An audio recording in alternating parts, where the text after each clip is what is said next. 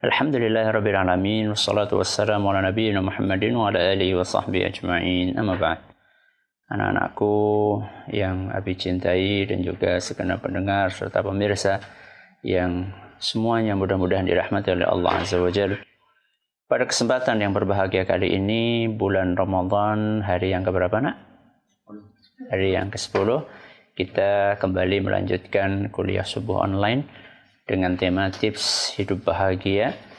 Dan seperti biasanya kita akan mengkaji kitab atau buku saku yang ditulis oleh Syekh Abdurrahman bin Nasir As-Sa'di rahimahullah, Al-Wasailul Mufidah lil Hayatis Sa'idah. Biasanya kita memakai buku ini, terjemahan yang ini ya. Biasanya kita memakai terjemahan yang ini dengan judul 8 nasihat berharga meraih hidup bahagia. Namun mulai pagi hari ini insyaallah kita akan memakai yang terjemahan ini ya, terjemahan yang ini. Alasannya apa? Alasannya karena terjemahan yang ini ada PDF-nya. Terjemahan yang ini ada PDF-nya sehingga para pendengar atau para pemirsa yang ingin ikut menyimak itu bisa mendapatkan buku PDF-nya ini dengan cuma-cuma. Saya nanti berharap kepada admin Facebook kami untuk bisa mengupload PDF-nya di halaman Facebook kami, sehingga nanti kalau ada orang yang membutuhkannya bisa mendapatkannya secara cuma-cuma. Terjemahan ini judulnya mungkin berbeda ya. Di sini judulnya Meraih Hidup Bahagia. Kalau yang di sini 8 nasihat berharga meraih hidup bahagia. Ini cuma pemilihan kata saja. Ya, di dalamnya juga mungkin ada beberapa perbedaan redaksi dalam terjemahan, tapi bukunya sama, aslinya sama. Ya, buku aslinya sama, yaitu Al-Wasailu Al-Mufidah lil Hayati As-Sa'idah. Nah, sekarang silahkan yang sudah pegang buku yang ini, yang baru, silahkan bisa dibuka di halaman 11. Ya, silahkan dibuka di halaman 11.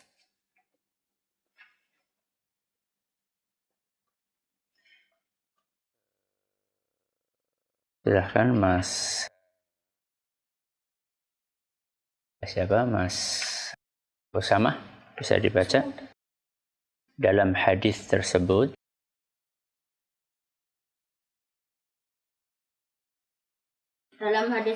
Rasulullah Shallallahu Alaihi Wasallam menggambarkan bahwa seorang mukmin akan berlipat-lipat kebaikan dan buah amalannya atas setiap apa yang dialaminya. Ya.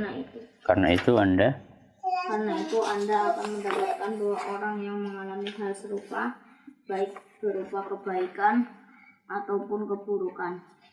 Akan tetapi ada perbedaan yang besar di antara keduanya dan dalam menerimanya. Hal tersebut dapat terjadi karena berbedanya iman dan amal soleh pada keduanya. Bagus sekali. Jadi di sini Syekh Abdurrahman bin Nasir As-Sa'di rahimahullah ta'ala ingin menjelaskan bahwa 2 orang yang berbeda ketika mendapatkan ujian yang sama, hasilnya bisa berbeda. Padahal ujiannya apa? Sama. 2 orang yang berbeda mengalami ujian yang sama, hasilnya berbeda. Dan ini bisa kita lihat dalam kehidupan sehari-hari kita. Bisa kita lihat dalam kehidupan sehari-hari kita. Ketika ada anak dikasih sangu 1.000 rupiah. Berapa? 1.000 rupiah. Si A dan si B. Apakah sikap A dan B itu mesti sama? Bisa jadi apa? Si A ketika dikasih 1.000 rupiah dia senang, berterima kasih, berbahagia, mengucapkan jazakumullahu khairan. Sedangkan si B ketika dikasih 1.000 rupiah apa? Dia mengeluh. Kok cuma 1.000 dapat apa? Teman saya dapat sangu 5.000. Padahal si A dan si B sama-sama dikasih berapa? 1.000. Jadi lihat bagaimana ujiannya sama, karunianya sama, tapi cara menyikapinya berbeda. Tentunya antara si A dan si B yang bagus yang mana? Si A. Kenapa bisa demikian? Mari kita akan lihat. Silahkan, Mas Abdullah. Yang pertama,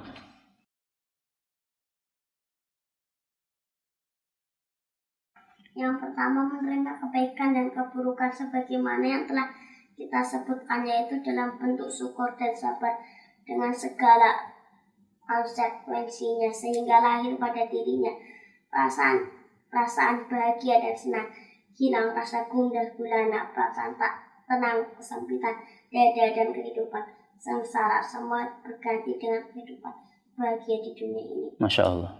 Yang pertama, menerima kebaikan dan keburukan sebagaimana yang telah kita sebutkan, yaitu dalam bentuk syukur dan sabar. Si A tadi itu ketika dapat rezeki, dia bersyukur. Sehingga apa? Sehingga hidupnya bahagia. Sekarang belum tentu si B ketika dikasih 10.000 pasti bahagia enggak? Belum tentu. Ketika dia dikasih 10.000, dia akan melihat siapa? Temannya yang dikasih 20.000. Bahagia enggak? Enggak. Si A walaupun dikasih cuma 1.000, dia tetap bahagia. Kenapa? Karena dia menghadapinya dengan syukur kepada Allah Azza wa Jalla. Sekarang nih seandainya nih. Di meja makan kita tadi ketika sahur itu tidak ada kecuali kurma 1 butir. Air putih 1 gelas. Kira-kira sikapnya syukur apa ngeluh? Hah? Bener nih, besok kita coba. Hah? Syukur atau ngeluh? Kenapa mengeluh? Karena kita tidak melihat kepada orang yang lebih susah dibandingkan kita. Saudara-saudara kita di Suriah. Saudara-saudara di Suriah, di Palestina. Mereka bahkan kurma pun kadang-kadang nggak dapat apa-apa. Air minum, air bersih, itu mereka susah mendapatkannya. Ketika kita mengingat hal tersebut, maka kita bersyukur kepada Allah. Alhamdulillah kita masih punya kurma. Kita masih punya makanan yang bisa kita gunakan untuk bersahur atau berbuka. Baik. Selanjutnya, Mas Anjasa, sementara yang lain menerima kesenangan dengan sombong dan melampaui batas. Akhlaknya menyimpang sehingga dia menerima bagaikan hewan rakus yang kelaparan. Namun demikian hatinya tetap tidak tenang, bahkan gelisah dari berbagai sisi ketakutan akan hilangnya sesuatu yang dicintainya dari banyaknya pertikaian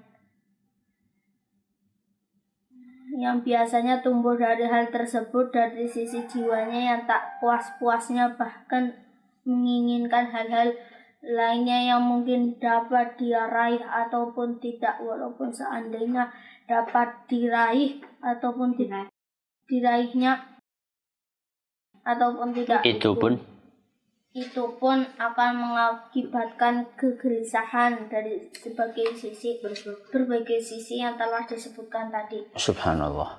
Sementara yang lain menerima kesenangan dengan sombong dan melampaui batas. Ada orang dikasih sepeda. Dikasih apa? Sepeda. Dan sepedanya keren. Bukan sepeda biasa. Dari semua teman-temannya, sepeda dia yang paling bagus.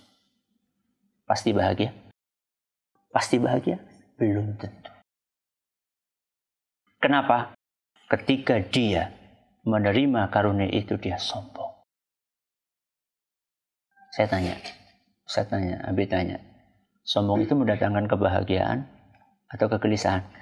Kegelisahan. Sudah sombong, pelit. Kalau sepeda bagus, temannya mau pinjam gimana? Jangan, nanti rusak. Akhirnya teman-temannya menjauh. Dia main sendirian. Enak main sendirian? Enggak. Belum tentu orang yang mendapatkan karunia dia akan bahagia. Belum tentu. Tergantung bagaimana sikap dia menerimanya. Kemudian sombong, pelit, rakus. Ketika orang dapat sepeda harganya 5 juta. Sepeda harganya berapa? 5 juta. Kira-kira dia puas? Nggak pengen yang lebih mahal lagi? Rakus dia. Pengen yang lebih mahal lagi. Kenapa? Karena dia lihat temannya ada yang sepedanya harganya 20 juta. Waduh. Ketika dia punya sepeda 5 juta, seandainya dia mau melihat orang yang di bawahnya, yang punya sepeda harganya cuma berapa? 500 ribu, itu pun second. Ya, sepeda bekas. Ya. Dia mungkin akan bisa bersyukur. Tapi ketika dia ngeliat orang, oh ada orang sepeda 20 juta.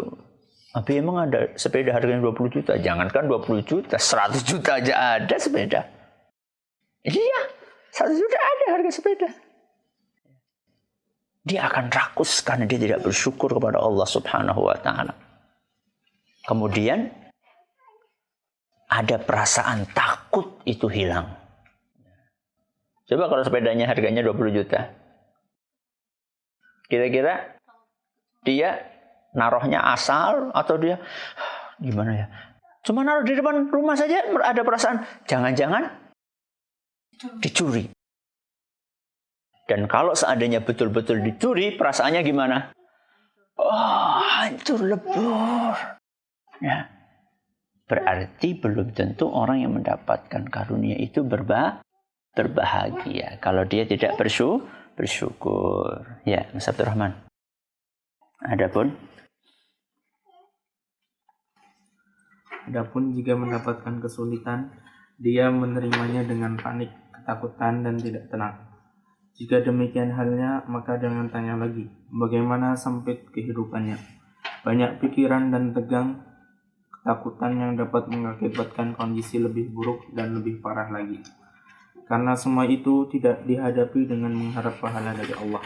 Juga tidak dengan kesabaran yang dapat menghiburnya dan meringankan penderitaan. Nah, kalau tadi kan dapat sepeda, dapat sound, sekarang kita ngelihat sebaliknya. Tadi kan senang. Sekarang kita apa? Susah. Begitu pula orang yang mendapatkan ujian berupa kesusahan. Ada orang yang bisa tenang, ada orang yang panik. Ya, ada orang yang panik. Ya, contoh misalnya, na'udzubillahi min dzalik, berhadapan dengan perampok. Dengan apa? Perampok. Na'udzubillahi min dzalik. Kalau orang yang beriman, dia cepat-cepat ingat kepada siapa? Allah. Dia mengucapkan la haula wala quwata illa billah. Apa artinya maksud sama? Tidak ada daya dan kekuatan kecuali hanya di tangan Allah Subhanahu wa ta'ala. Dia ingat Allah. Ini contoh. Atau ketika kehilangan, ya, punya mainan Lego, tahu-tahu senjatanya apa? Hilang. Kalau orang yang tidak beriman, maka dia akan marah. Saking marahnya akhirnya Lego yang ada di tangan dilemparkan. Ya. Dibuang. Akhirnya yang hilang nggak cuma satu. Akhirnya semuanya hilang.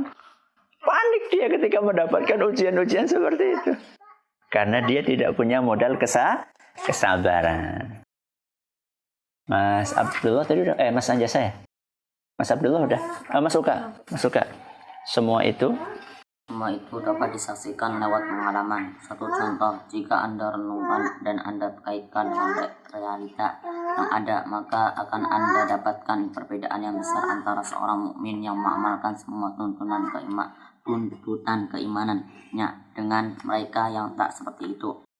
Hal itu karena agama menyeru manusia untuk qanaah, merasa cukup rezeki Allah dan semua yang dialami seorang hamba dari keutamaan dan karunia-Nya. yang bermacam-macam. Masya Allah. Ya. Tadi kan kita kasih contoh ya. Si A, si B, si A dikasih duit berapa tadi? 1.000. Si B bisa sampai 10.000. Kenapa si A bisa tetap bahagia? Karena dia mendapatkan karunia dari Allah berupa qanaah. Mas Abdullah, qanaah apa? Apa Mas Abdullah?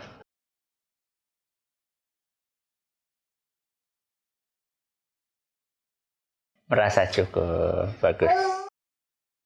Merasa apa? Cukup. Qanaah adalah merasa cukup. Ketika dapat 1.000, merasa cukup. Karena dengan 1.000 itu dia juga sudah bisa. Bahkan kalau orang yang beriman, itu dia dapat 1.000, dia bukan cuma memikirkan, wah ini 1.000, cuma 1.000 saya beli jajan semua. Dia berpikir, enggak. Yang 500 buat beli apa? Jajan. Yang 500 buat apa maksud sama? Buat infak. Ya Allah, masa infak cuma 500? Jangan ngelihat banyak atau sedikit, tapi lihat apanya? Keikhlasannya. Rubba amalin shaghirin tukabbirun niyah. Betapa banyak amalan yang kecil bisa berubah menjadi besar. Karena apanya? Karena niatnya. Wa rubba amalin kabirin tusaghirun niyah. Dan betapa banyak amalan yang besar berubah menjadi apa? Kecil karena niatnya yang tidak tulus. Baik, lanjut. Siapa yang belum? Sudah semuanya ya. Coba sekarang Mas Anjasah. Seorang mukmin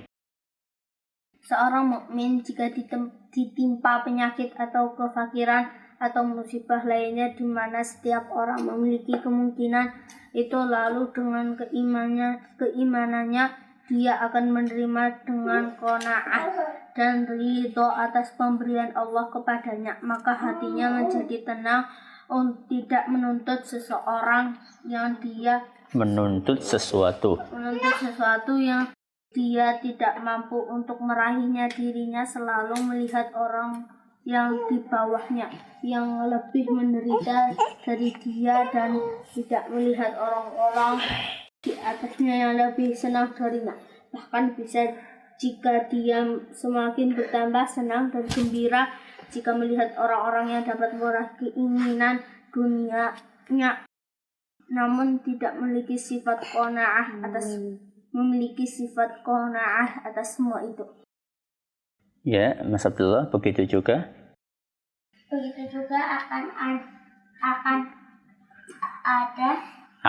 Anda dapatkan orang-orang yang tidak menjalankan nilai-nilai keimanan. Kadang-kala mendapatkan cobaan seperti kefakiran atau luputnya